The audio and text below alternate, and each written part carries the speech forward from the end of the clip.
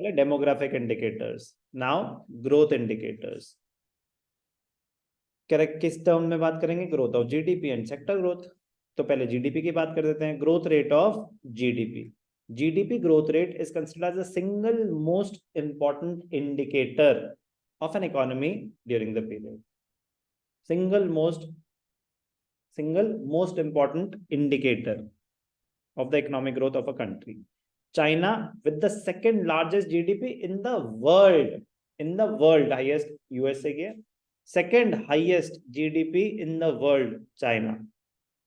ये बातें हुई थी वो जब हम चाइना की बात कर रहे थे तब हुई थी, हाँ, कि इंडिया अब नंबर 5 पे है, यूके नंबर 6 हो गई है अब। As measured by purchasing power parity. अब ध्यान से देखना, जब भी कंपेयर कर रहे हो, जब भी दो कंट्रीज की जीडीपी को कंपेयर कर रहे हो, तो एक कॉन्सेप्ट होता है purchasing power parity. Purchasing power parity का मतलब PPP in terms of dollar. Purchasing power parity का मतलब होता है कि भाई साहब खाने के लिए कितनी चाहिए। फॉर एग्जाम्पल 2000 कैलोरीज, एग्जाम्पल दे रहा हूं एक छोटा सा। अब चलो बर्गर का एग्जाम्पल देता हूँ। बर्गर इंडिया में कितने का है? 100 रुपए का, अप्रोक्सीमेट 50 रुपए का भी है, 100 रुपए का भी है, 50 रुपए मान लेते हैं।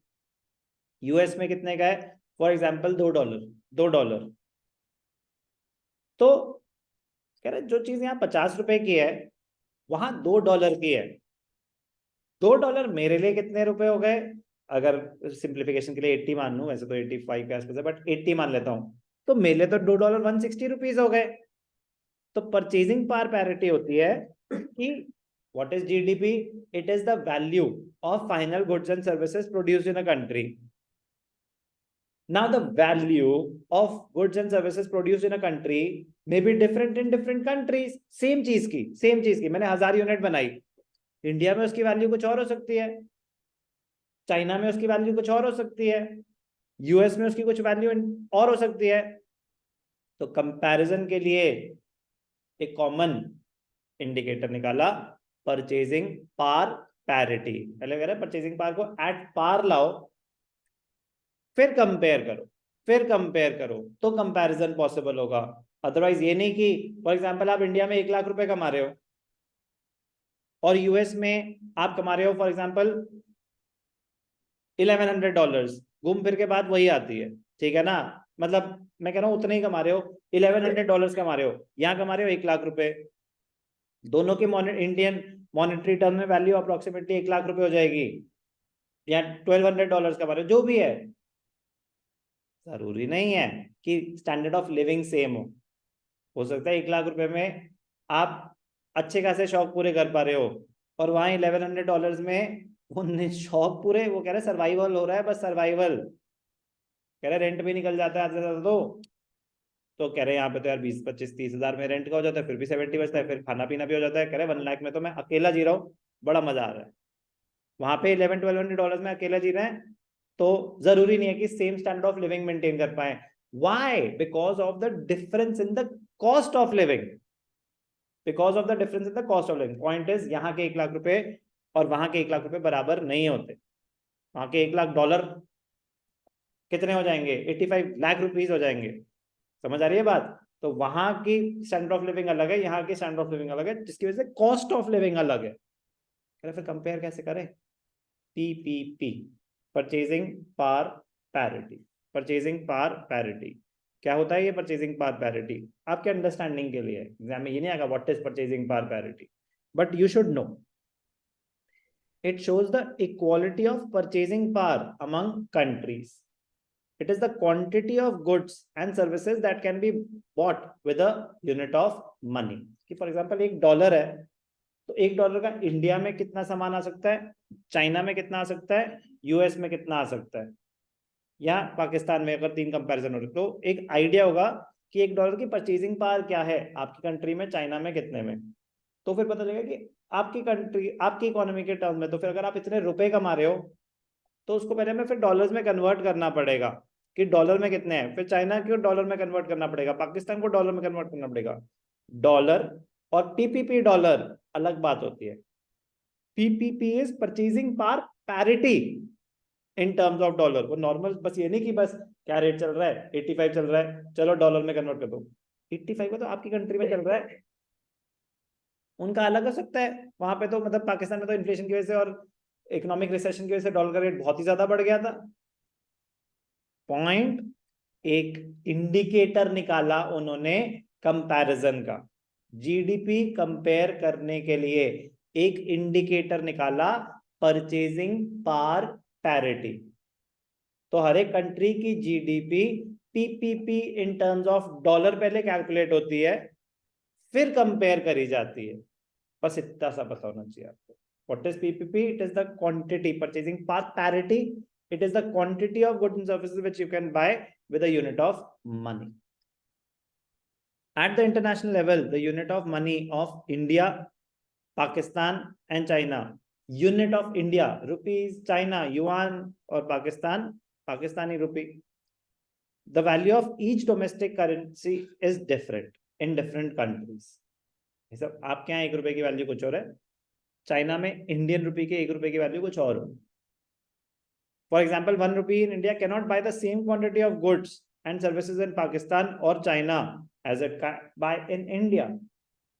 Similarly, in the case with Pakistani rupee or Chinese yuan, US dollar is the universally accepted currency.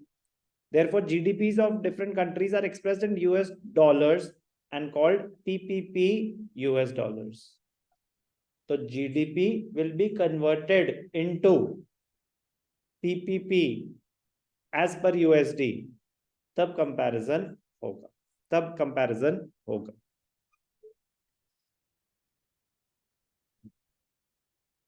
So as measured by PPP is estimated to be $22.5 trillion China की। India's GDP is $9.5 trillion। अब ध्यान से देखना, बड़ी मजेदार point. हम किस तरफ, हमारा ऑब्जेक्टिव क्या बन रहा है? मोदी जी ने बोला हमें $5 trillion इकोनॉमी बनाना है, यस और नो? सुना है कि नहीं सुना? अभी शायद 4 ट्रिलियन हो गया या होने वाला है, पीछे न्यूज आई थी, वो जरूरी नहीं है कि वो मतलब फेक न्यूज भी एक आई थी। 4 ट्रिलियन अभी टच नहीं करा, टच करने वाले हैं। पॉइंट पॉइंट टच नहीं करा, करने वाले हैं। 5 ट्रिलियन का टारगेट है, 9 ट्रिलियन तो ये अभी बोल रहा है। ये पीपीपी है, पीपीपी। तभी मैंने अभी बताया ना कि पीपीपी परचेजिंग पावर पैरिटी एक इंडिकेटर है, वो एक्चुअल यूएसडी नहीं है। हम एक्चुअली तो 4 ट्रिलियन के आसपास हैं यार।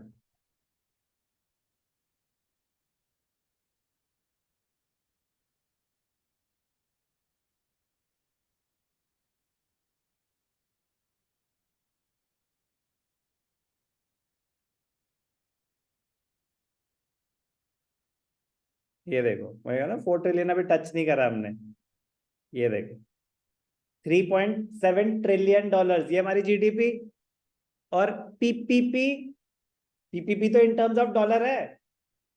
तो ट्राई टू अंडरस्टैंड कि बस ये नहीं कि इंडियन करेंसी को डॉलर में कन्वर्ट कर दिया तो पीपीपी आ गई, नहीं। वो तो ये है, इंडियन करेंसी को डॉलर में कन्वर्ट करके इंडिया की जीडीपी वो $3.7 ट्रिलियन है। पीपीपी एक अलग इंडिकेटर है, परचेजिंग पावर पैरिटी की। भाई साहब, इंडिया को कंपेयर करा जाए डिफरेंट कंट्रीज के साथ, तो परचेजिंग पावर कितनी है? It is as good as 13 trillion purchasing power.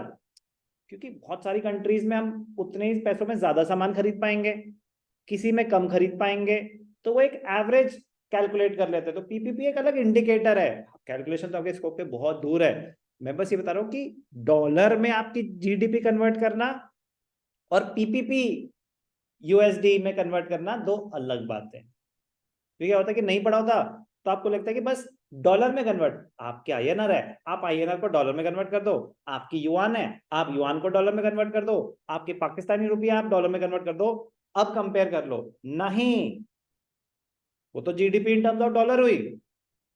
PPP in terms of dollar एक अलग इंडिकेटर होता है, तो आप उसमें कन्वर्ट करें। आपके सामने है कि पीपीपी ये 13 ट्रिलियन और एक्चुअल 3.7 ट्रिलियन डॉलर्स में। क्लियर है ना पॉइंट कि पीपीपी यूएसडी एक बिल्कुल अलग इंडिकेटर है और यूएसडी एक अलग इंडिकेटर है। तो PPP is just an indicator which is used for the sake of comparison, compare करने के लिए, अदरवाइज कुछ नहीं है ये, बस एक कंपैरिजन की रैंकिंग के लिए कि अच्छा आपका कितना है, आपका कितना है, सिर्फ और सिर्फ कंपैरिजन के लिए ये यूज किया जाता है, और किसी चीज के लिए नहीं। When many developed countries were finding it difficult to maintain a growth rate की बात हो रही है, China was able to maintain a near double digit growth rate.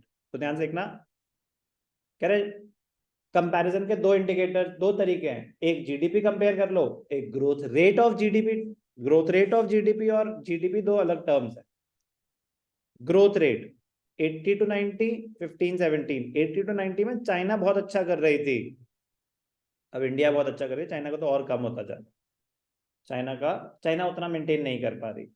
Post Covid भी इंडिया ही बेटर कर रही है, और ज्यादा इन्वेस्टमेंट्स इंडिया में फ्लो कर रही, तो ये पता होना चाहिए। Growth rate of GDP Pakistan का कम हो गया है, इंडिया का इंप्रूव हुआ है। पाकिस्तान का क्यों कम हुआ है? Because of political instability and economic recession. कुछ नहीं, रीड करना आना चाहिए बस। During 1890, China was having a double-digit growth.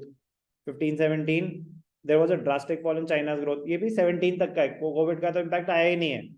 But मैं कह रहा हूँ आपके सामने क्वेश्चन आ सकता है ना, तो वो क्वेश्चन खुद ही बताएगा आपको डेटा, कि आपके सामने डेटा लिख देगा चाइना का जीडीपी ग्रोथ रेट और कम हो गया है, और ड्यूरिंग द कोविड पीरियड, तो आप बताएंगे मतलब due to slow down, economic slow down. वो तो देखो क्वेश्चन आएगा, उस हिसाब से आपको आंसर क्रिएट करना पड़ेगा।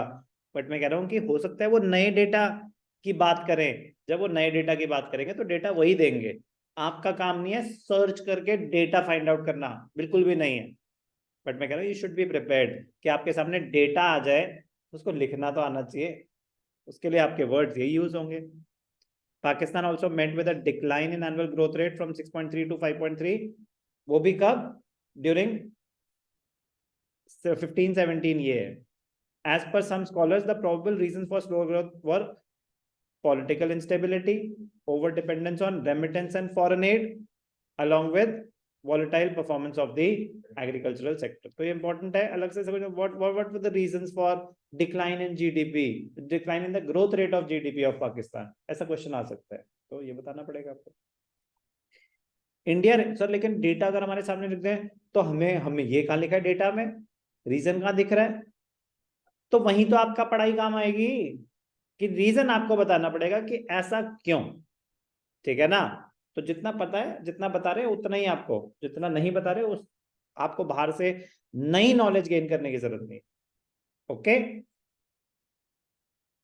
बाकी धीरे धीरे ऐड होता ही रहेगा चीजें। India recorded an increase owing to efficient economic planning and better implementation as compared to Pakistan. तो ये क्या था? Growth indicators in terms of GDP. तो एक हमने करा जीडीपी और एक करा growth rate of GDP. Clear?